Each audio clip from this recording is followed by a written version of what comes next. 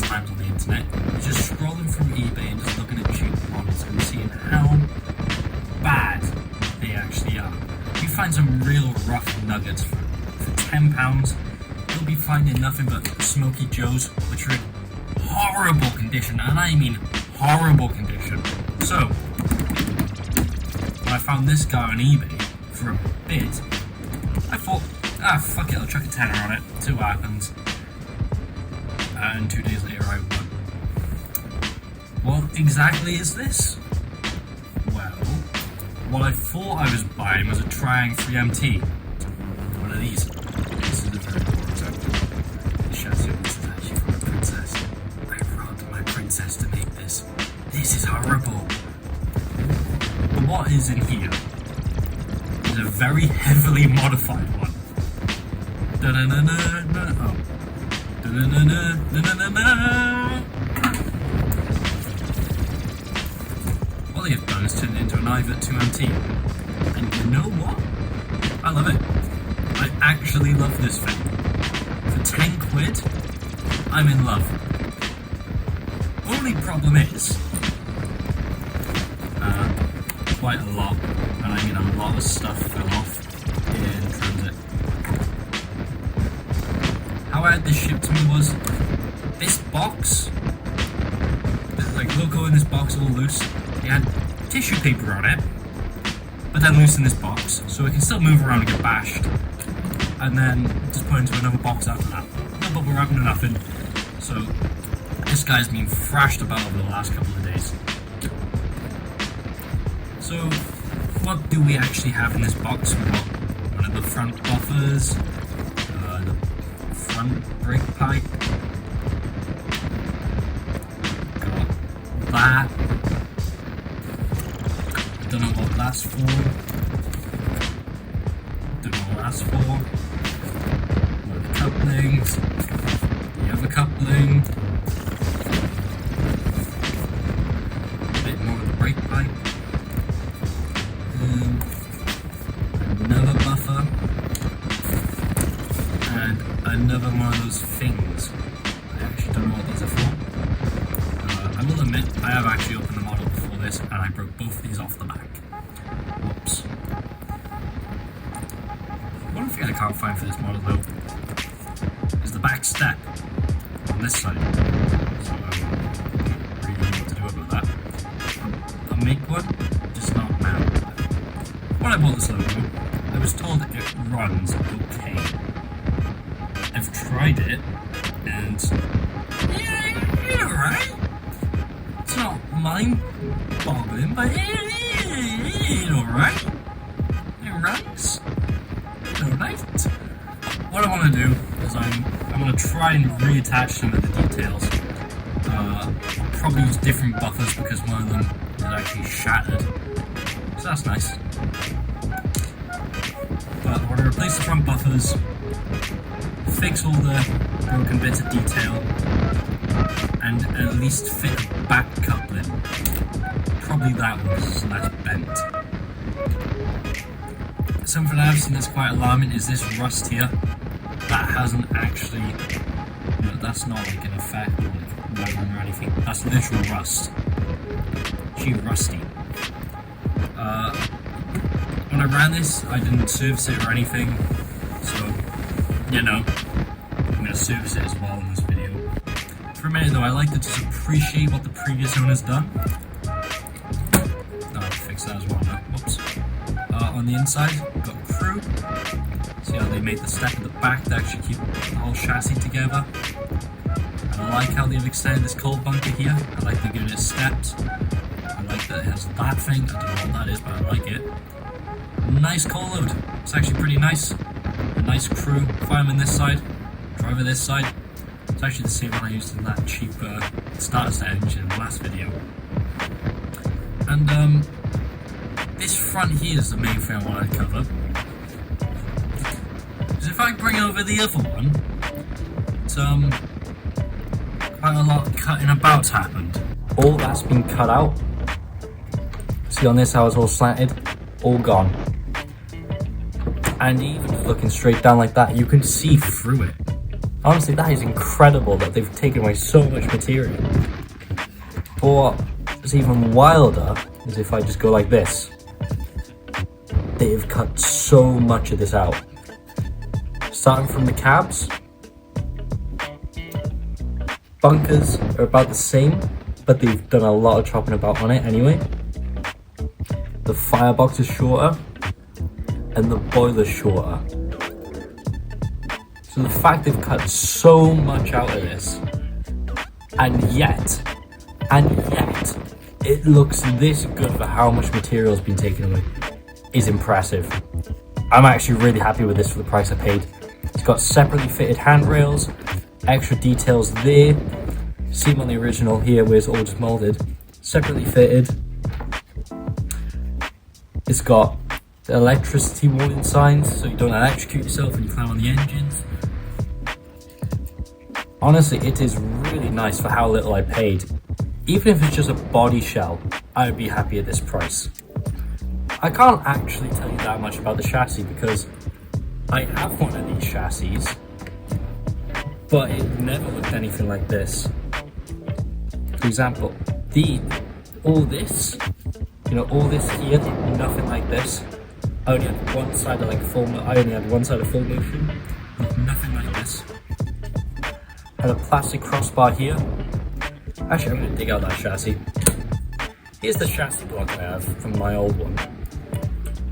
And even just a top-down perspective, they look nothing alike. The spacing on the wheels, I'm pretty sure, is different. Yep, there you go, it's way shorter. I have no idea what chassis they've used for this.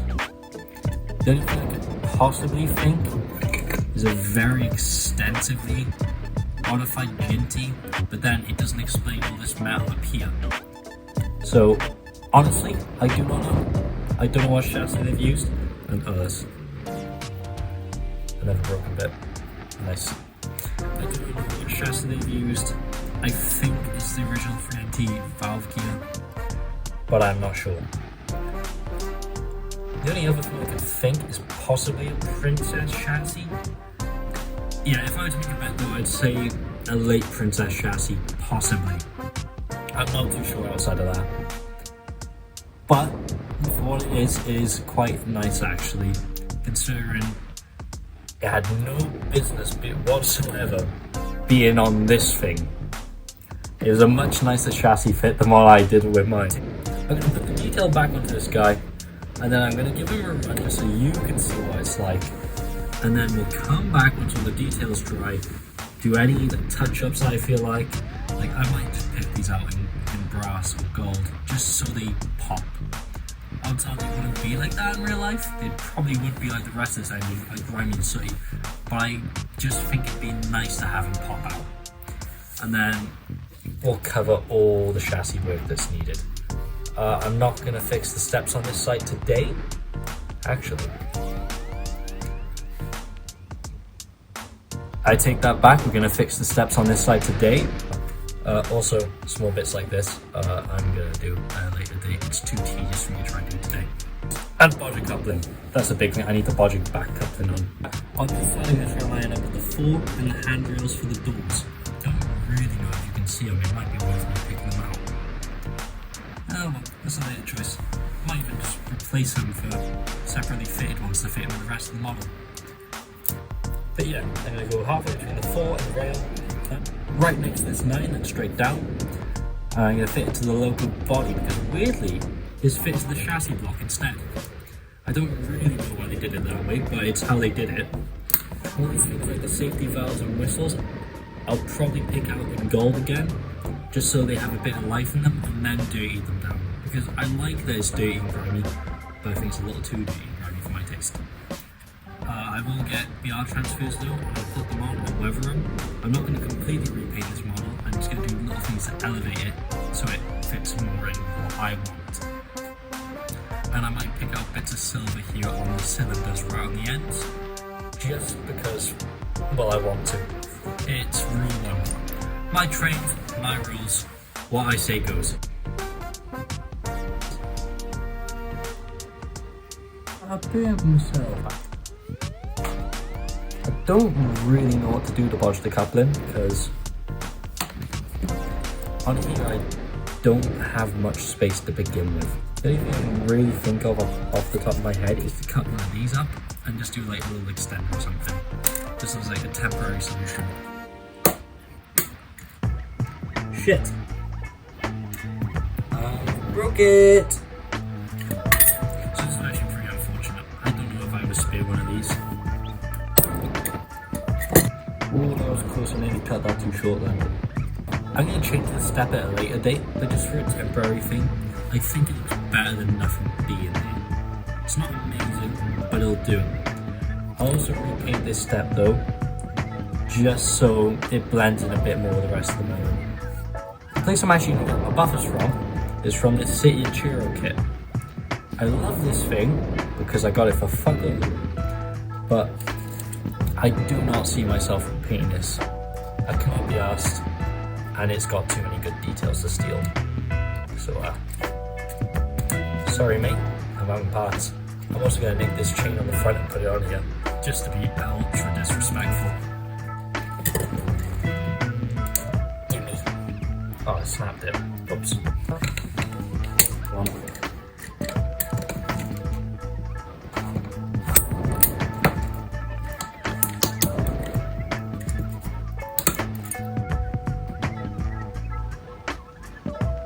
That's better. It's not amazing, but it's better than it having no buffers. I already know how this logo runs because I've run it before myself, but I figured I'd at least show you so you know how it runs. Just so we get a nice before and after, before I touch the loco and after.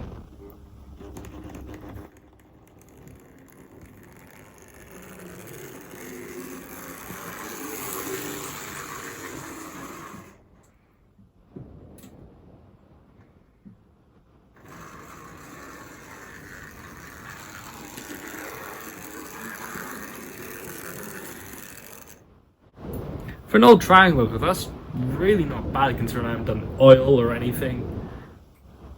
For £10, it's amazing that it runs that well and looks as good as it does. For how little I've paid for this loco, I'm amazed that it runs as well as it does and looks as good as it does. I'm still going to give this a service because I want to see if I can make that performance even better. If not, I think you can get replacement motors for these, which I believe are 5-pole. The only problem on this engine is the wheels. The old triangle wheels, which this has, are really chunky because they were designed for Super 4. You look like this comparison here. I don't really know if it's a good comparison if you can tell. But these are old triangle wheels. These are the later homely ones. These older ones have way thicker tyres because the track they were made for was thicker. So when you use it on modern homely track, they really do not like points and always jump. That's the problem this guy's having. A really easy fix is just to swap these two wheels here for modern ones. But I've used all my wheels. The only ones I have are on chassis like this, and I'm not cannibalizing this. There'll be something to do at a later date, just to make it run just that bit extra. But I can wait for a minute. I at least want to do all the stuff I can do to it now, and when I get the money, I'll swap the wheels.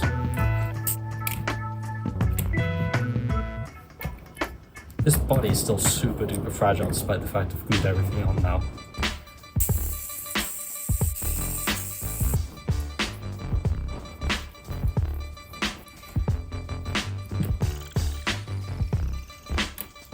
Oh no! So the wire that's supposed to be connected to this going to the motor has chosen not to stay with this and is staying with the motor instead. Bang!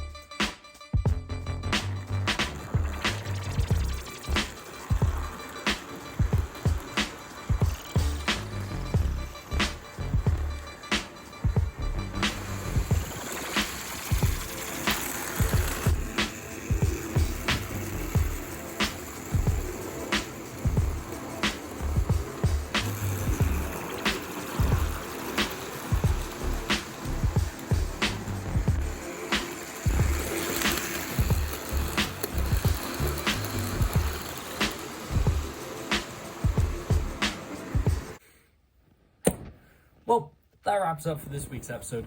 If you enjoyed it, feel free to go and subscribe. If you had any comments on what you think I should have done differently, any ideas you think I should try, or anything in general, just feel free to pop it down below. And until the next video, enjoy your day.